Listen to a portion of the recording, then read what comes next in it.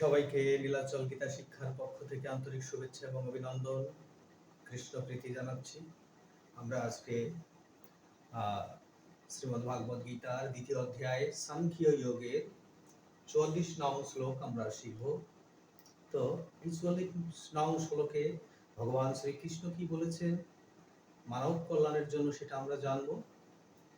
আমরা তো জানি গীতা পাঠ করার আগে আমাদের প্রথমে ওম হরি ওম তৎসৎ বলে গুরু প্রণাম মন্ত্র। অজ্ঞানতিমিরন্ধস্য জ্ঞানঞ্জনো শলাকয়া চক্ষুরুন্মিলিতং येन তস্मै শ্রী গুরবে নমঃ। তারপরে কৃষ্ণ প্রণাম মন্ত্র। হে কৃষ্ণ করুণা সিন্ধু দীনবন্ধু জগৎপতে গোপেশ গোপিকা কান্ত রাধাকান্ত নমস্তুতে। এই শ্লোকটা পাঠ করার পরে গীতা প্রণাম মন্ত্র ওম নমো ভগবতে বাসুদেবায়, ওম নমো ভগবতে বাসুদেবায়, ওম নমো ভগবতে বাসুদেবায় বলার পরে আমরা শ্লোকে পাঠ করার বা শ্লোকে প্রবেশ করব। এটা হচ্ছে প্রথম থেকে ছাত্রছাত্রীদের কোনো একটা অনুষ্ঠানে করার আগে এই নিয়মটা আমাদের জানতে হবে, ফলো করতে হবে। তো আজকে আমরা শিখব উচ্চারণ, মূলত উচ্চারণ সংস্কৃত উচ্চারণগুলো আমরা নিয়ে আজকে কথা বলবো, সেটাই আজকে দেখার। তো আমরা দেখি কি বলছেন। সাংখ্য, মাঝখানে যদি অনস্বর থাকে তাহলে হয় মূর্ধন্য অথবা দন্তান্ন, তাহলে সাংখ্য।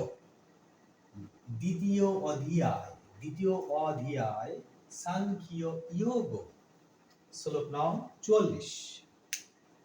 এখানে বলছে আমরা সূত্র দিই, এই সূত্রটা আছে, এই শ্লোকটা আছে সম্পূর্ণ অনুষ্টুপ ছন্দে। ৮, ৮, ১৬, ১৬, ১৬, ৩২টা অক্ষর এখানে আছে। তো আমরা দেখি অনুষ্টুপ ছন্দের সূত্রটা আমরা দিই।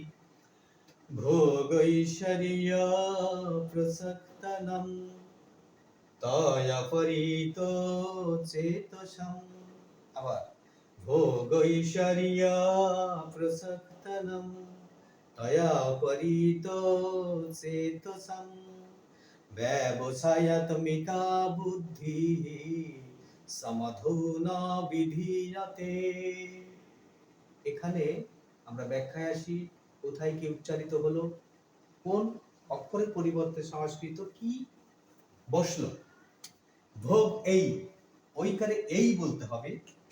ভোগ এই ঈশ্বরে ইয়, জর পরিবর্তে হয় ইয়, জর পরিবর্তে হবে ইয়। তাহলে কি হলো ভোগৈশ্বর্য প্রসক্তনম, স্বর পরিবর্তে হবে স, স প্রসক্তনম, ন অনেশ্বর ম, তয়া অপরিত চেতসম, অপরিত, এটা অ আছে, তয়া অপরিত চেতসম ব্যবসায়াত্মিকা বুদ্ধি, বিসর্গ হ হবে এবং সেই বর্ণে যে কার চিহ্ন থাকবে সেই কার চিহ্নটা সেই হর উপরে বর্তাবে। বুদ্ধি সমাধনা বিধীয়তে, টেনে দিব। এই ছন্দটা হচ্ছে অনুষ্টুপ ছন্দ। সমাধনা বিধীয়তে, তাহলে কি হলো ভোগৈশ্বর্য প্রসক্তনম তয়পরিত চেতসম ব্যবসায়াত্মিকা বুদ্ধি সমাধনা বিধীয়তে। ক্লিয়ার? এখানে বুদ্ধি হি, স এখানে হবে স, সমাধনা বিধীয়তে। হ্যাঁ, ক্লিয়ার?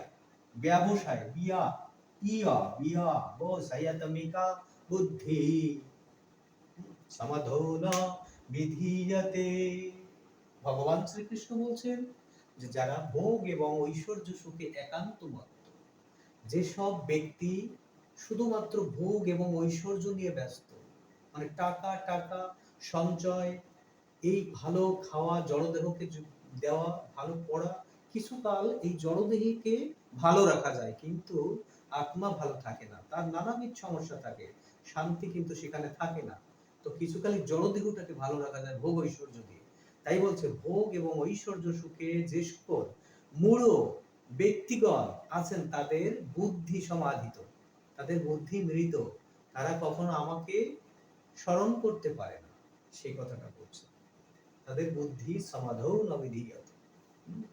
তাই আমরা যতই ভোগ ঐশ্বর্যের মালিক হই না কেন, সমস্ত কিছুর ফল সেই ভগবান শ্রীকৃষ্ণকে অর্পিত করে যদি আমরা সমস্ত কিছু নিয়ম শৃঙ্খলার ভিতরে প্রকৃতি নিয়মের মধ্যে করি, তাহলে আমাদের কখনো দুঃখ আসবে না। তো এ পর্যন্ত আজ। সবাইকে আবারও শুভকামনা, কৃষ্ণ প্রীতি গৌর হরির সেই শুভেচ্ছা জানিয়ে, অভিনন্দন জানিয়ে এখানে শেষ করছি। আগামীতে আবার দেখা হবে সুন্দর একটি শ্লোক নিয়ে। সবাই আমাদের সাথে থাকবেন। হরে কৃষ্ণ।